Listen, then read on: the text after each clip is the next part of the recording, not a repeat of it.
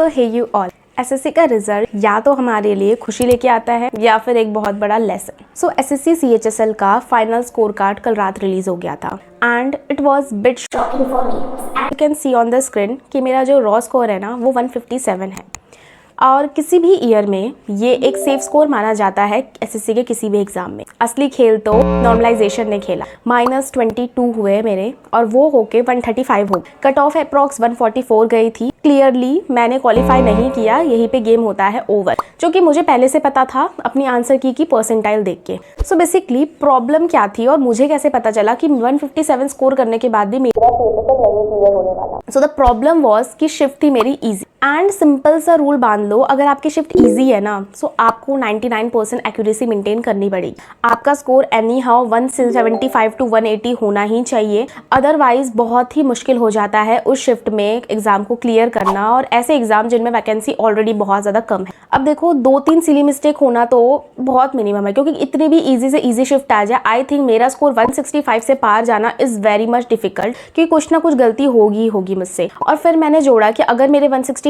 Marks आए हुए थे तो और मेरी शिफ्ट में -22 हुए हैं, इट मीन्स मेरे स्कोर हो जाते 143 और फिर भी मेरा कट ऑफ क्लियर नहीं हो जाता। इसलिए कुल मिला के अप्रॉक्स अगर जिसके 165 प्लस होंगे मेरी शिफ्ट में, उनका एग्जाम क्लियर हो गया होगा।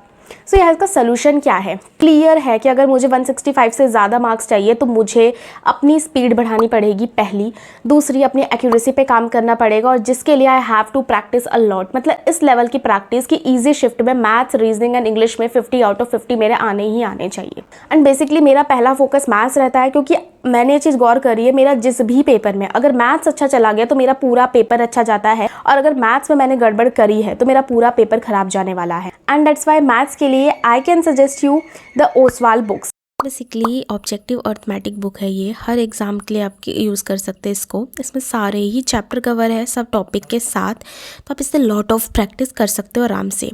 अब बेसिकली सबसे पहले ना आपको एक शॉर्ट नोट्स के रूप में कुछ चीज़ें दे रखी है एंड यहाँ पे ना आपको मतलब मेंसुरेशन के बहुत अच्छे फॉर्मूले गिवन है। इसके बाद जब आप क्वेश्चन प्रैक्टिस करोगे ना तो 3 पार्ट में डिवाइडेड है, बिगनर, एक्सपर्ट करके, जिससे आपको ईजिली क्वेश्चन प्रैक्टिस कर पाएंगे। सोल्यूशन काफ़ी अच्छे हैं, एग्जाम अप्रोच दिए हुए इस बुक में। तो जो ये बुक है बेसिकली इसका लिंक मैं डिस्क्रिप्शन में डाल दूंगी, आप वहाँ से चेक कर लीजिएगा एंड एक्स्ट्रा डिस्काउंट के लिए प्रीति 10 कोड यूज़ करें।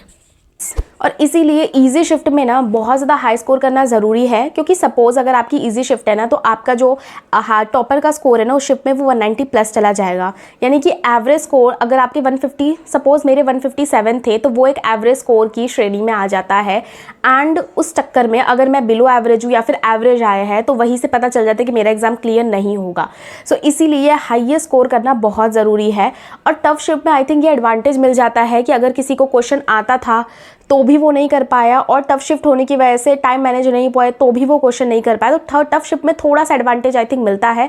जैसे कि मेरे साथ सीजीएल में हुआ था, आई थिंक मेरी शिफ्ट टफ थी और मेरा मैथ्स अच्छा चला गया था बाई चांस, और मैंने जैसा बताया है कि अगर मेरा मैथ्स अच्छा जाता है तो मेरा पूरा पेपर ही अच्छा जाने वाला है, अच्छे स्कोर मेरे आएंगे, और ऐसे ही मेरे साथ सीजीएल में हुआ था।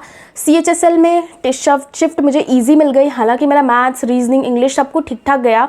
जीके में थोड़ा सा और कर लेती शायद तो ठीक चला जाता। आई नो आप में से बहुतों के साथ ऐसा हुआ होगा। कमेंट में बताइए आपके कितने नॉर्मलाइज थे और क्या आपका डिडक्ट हुआ है, कितना आपका स्कोर बन गया और क्या आपने सीएचएसएल क्वालिफाई किया है नहीं किया। 2026 में जितने भी एग्जाम है ना एसएससी के, सीजीएल, सीएचएसएल, इनमें ना एक चीज़ ध्यान रखो कि चाहे कोई भी शिफ्ट हो आपको अपनी परसेंटाइल मेंटेन करनी है। मतलब जब भी आप मॉक देते हो ना आप अपनी परसेंटाइल पे ही फोकस रखो, मार्क्स कुछ भी नहीं होता, कुछ भी नहीं।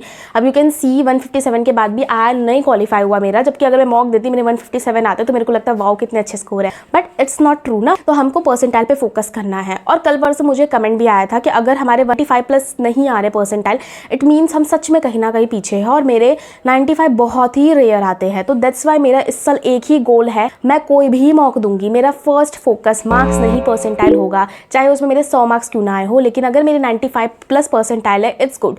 प्लस में उसमें कितने बच्चों ने मॉक दिया तो ये भी मैटर कर रहा है। अगर जिस प्लेटफॉर्म पे ज़्यादा बच्चे मॉक लगा रहे हैं उनके मॉक तो डेफिनेटली आप लगाइए, वहाँ से एक रियल कंपटीशन हमें पता चलता है। सो अब रूल क्या है? रूल नंबर 1, अपनी एक्यूरेसी 99% रखो। मतलब मैं पहले ये था ना कि मुझे अटेम्प्ट मैक्सिमम लेने हैं, लेकिन मैं एक्यूरेसी भूल जाती थी, but this time maximum attempt के साथ I have to maintain the accuracy too. Second, revision बहुत ज्यादा करना है, इतना कि कुछ क्वेश्चन हम उस टाइम पे ना 10 से 12 सेकंड में भी उड़ा दे। यस, आपको अजीब लगेगा, बट रीजनिंग और मैथ्स के कई क्वेश्चन ऐसे होते हैं जिसको 10 से 12 सेकंड में उड़ाने हैं। वोकैबुलरी इतने तगड़े तरीके से लर्न हो कि सेकंड थॉट लेने की जरूरत ही ना पड़े। वर्ड पढ़ते ही तुरंत उसके साइनो एंड टू जितने हमारे दिमाग में घूम जाए ऑप्शन देखते मार्क करने, मतलब 3-3, 5-5 सेकंड में हमें आंसर मार्क करना है। ये मैं कह रही हूँ क्योंकि पेपर बहुत ज्यादा लेंथी हो चुका है, और अभी जब मैं ऑली बोर्ड टेक्स्ट बुक के मॉक्स लगा रही हूँ ना, तो ये चीज को मैं अप्लाई कर रही हूँ अपने मॉक्स में, और तभी जाके कुछ इंप्रूवमेंट हुई है मेरे स्कोर में। अदरवाइज अभी आप देखोगे, मैं कुछ दिन पहले मॉक दे रही थी, 130 से मेरे स्कोर बढ़ ही नहीं रहे थे, बिकॉज मैं पेपर अटेम्प्ट ही नहीं कर पा रही थी अपने कैलिबर के अकॉर्डिंग। बट अभी मैंने एकदम स्पीड करी है मैंने कि फटाफट उड़ाने हैं क्वेश्चन, फटाफट वन गो में, मतलब दूसरा थॉट लेना ही नहीं है, वन गो में आंसर आया मार्क करो। और अब मुझे 10 से 15 मार्क्स का इंप्रूवमेंट देखने को मिल रही है, और मैं इसी फॉर्मूले पे काम कर रही हूँ। And third most important, practice a lot. आप जितनी प्रैक्टिस कर सकते हो किसी भी सोर्स से, चाहे कोई पीडीएफ है, चाहे आप मॉक टेस्ट से कर लो, चाहे बुक से कर लो, चाहे 2025 में एसएससी के जितने भी क्वेश्चन है वहां से कर लो, but practice a lot of question. Maths, reasoning, English में आपका मेरे हिसाब से 45+ टारगेट होना चाहिए हर मॉक में, और इजी शिफ्ट है तो 50 out of 50। Otherwise SSC tough बन चुका है, और एंड अकॉर्डिंग टू मी